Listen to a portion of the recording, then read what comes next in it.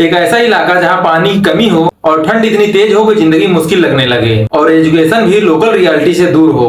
आप इमेजिन कीजिए उस जगह से एक ऐसा इंसान निकला जो पानी का भी हल निकालता है और एजुकेशन को नया रूप दे देता है और इनोवेशन को तो जमीन से जोड़ देता है। सोनम वांगचुक एक ऐसा नाम जो एक इंजीनियर, एक एजुकेटर, एक इनोवेटर है जिसने लद्दाख को सिर्फ मैप पर नहीं सोच में भी अलग पहचान दी। सोनम वांगचुक की कहानी किसी बड़े शहर में नहीं, लद्दाख के सख्त और खूबसूरत जमीन से शुरू हुई। ये वो जगह है जहाँ इंसान को हर चीजों के लिए लड़ना पड़ता है, पानी के लिए, गर्मी के लिए, लर्निंग के लिए और कई बार तो समझ के लिए भी। यही एनवायरनमेंट उनकी सोच को आगे बढ़ाता है। जब आप ऐसे इलाके में जन्म लेते हैं जहाँ रिसोर्सेज की कमी हो तो आप चीजों को अलग नजर से देखना सीख जाते हैं। तो आपको पता चलता है कि हर प्रॉब्लम का सलूशन केवल किताबों में नहीं मिलता है, कभी कभी जवाब आपको जमीन पे खड़े होकर ढूंढना पड़ता है। सोनम वांगचुक ने देखा कि लद्दाख जैसे कोल्ड डेजर्ट में डेवलपमेंट की लैंग्वेज अलग होनी चाहिए। जो सिस्टम बड़े शहरों के लिए बने हैं वे हर जगह काम नहीं करते और एजुकेशन लोकल लाइफ से जुड़ी न हो तो एजुकेशन सिर्फ परीक्षा पास कर जाते हैं, जीवन नहीं। अगर वाटर मैनेजमेंट लोकल क्लाइमेट को समझे भी न किया जाए तो रिसोर्सेज वेस्ट होते हैं। अगर इनोवेशन सिर्फ पेपर पे रहे,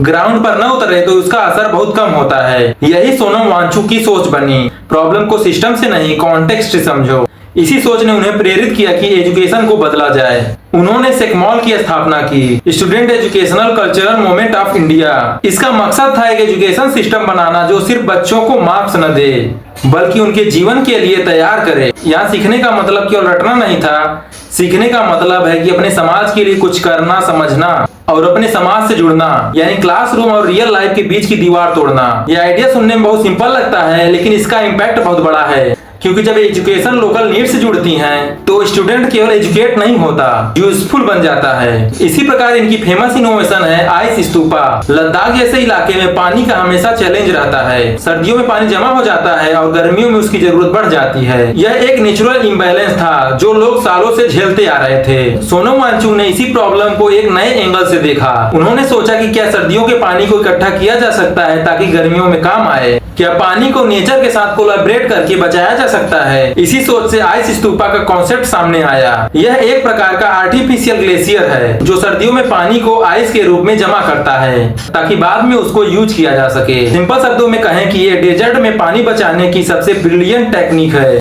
लेकिन इसकी असली खूबसूरती टेक्नोलॉजी में नहीं, इसकी खूबसूरती इस बात पर है कि यह लोकल क्लाइमेट, लोकल नीड और लोकल इंटेलिजेंस का प्रोडक्ट है।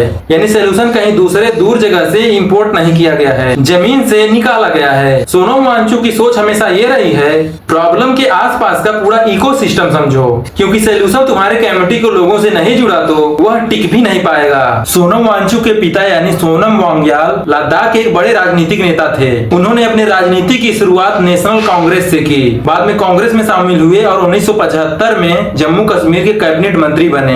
उनकी पहचान सिर्फ एक नेता की नहीं थी बल्कि उस व्यक्ति की तरह थी जो लद्दाख के लिए अधिकारों के लिए आवाज उठाता चला रहा था। 1980 के दशक में लद्दाख के लोगों की सबसे बड़ी मांग थी ST/SC का दर्जा।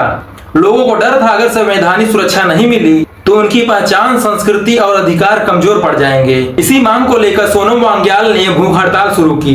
यह आंदोलन इतना बड़ा बन गया कि इसकी गूंज दिल्ली तक पहुंच गई। तब इंदिरा गांधी उस समय खुद लद्दाख गई और सोनम वांग्याल को जूस पिलाकर उनका अनशन खत्म की, क्योंकि लोगों को पता चल गया था कि लद्दाख के लोगों की मांग कितनी गंभीर है। 1 सितंबर 1966 लद्दाख के उले टोक्को गांव में सोनम वांगचुक का जन्म होता है। इनकी शुरुआती पढ़ाई घर पर ही हुई क्योंकि इनके गांव में स्कूल नहीं थे। बाद में इन्होंने इंजीनियरिंग की और एजुकेशनल सेक्टर में रिफॉर्म का काम किया। सोनम वांगचुक ने देखा लद्दाख जैसी जगह पर एजुकेशन यहाँ के हिसाब से होना चाहिए। पिता ने लद्दाख के अधिकारों के लिए भूख हड़ताल की और बेटे ने उसी को इनोवेशन, एजुकेशन और आंदोलन तीनों रूपों में आगे बढ़ाया। सोनम वांगचुक की कहानी कोई इनोवेशन की कहानी बस नहीं है, यह एक ऐसे परिवार की कहानी है जो लद्दाख के लोगों के लिए, उनके अधिकारों के लिए पीढ़ियों तक संघर्ष किए।